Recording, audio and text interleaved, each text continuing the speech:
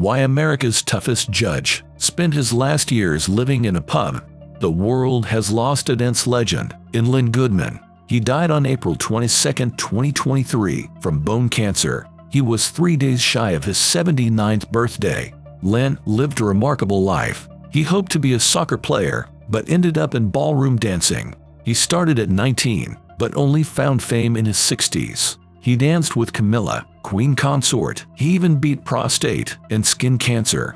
But how did he wind up in a pub? Let's find out. 1. He began his dancing career late. Len left school at 15. He started working as an apprentice fitter. Then he became a welder. He briefly worked at a shipyard. He was also a soccer player. When he was 19, an injury cut his playing days short. His doctor recommended ballroom dancing. Len learned to do it all, from welding to waltzing. 2. He married his dancing partner.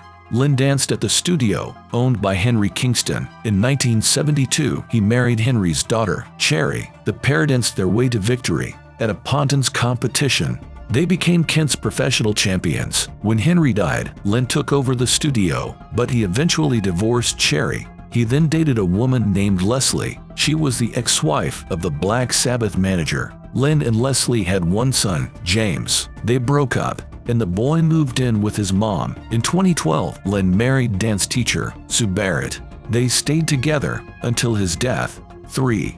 He found fame in his 60s. In 2004, Len became a judge on Strictly Come Dancing. He was on the show for 12 years. He wasn't sure about doing it at first. I thought it might be a bit of a Mickey take, but it turned out to be a Saturday evening hit. 4. He was loved by royalty. Camilla, queen consort, is a big fan of Len's show. The two even shared a dance in 2019. 5. He lived in a former pub. Before quitting Strictly, Len bought a pub in Kent. He converted the 15th century venue into a house. Len revealed that he was useless at DIY. I can't even change a spotlight or paint a skirting board. 6. He beat multiple cancers. Len was diagnosed with prostate cancer in 2009. He had to have surgery done. In 2020, he had another surgery for a facial melanoma. 7.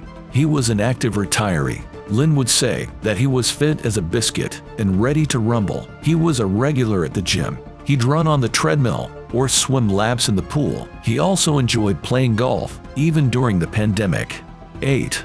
His ancestor fought against Russian troops. Len had a fascinating family history. One of his forebears was a silk weaver. He died a pauper in a Bethnal Green workhouse. Another was a Polish soldier. He fought in the anti-Tsarist November uprising. He was even awarded the Virtuti Militari, Poland's highest decoration. Len's grandfather was a costermonger. As a little boy, he drove around in his cart.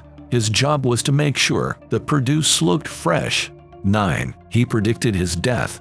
In one interview, Len shared a prediction. He would likely pass away in 2023. He assumed he'd meet the same fate as his dad. He was 79, so if I go the way of my dad, that'll be next year.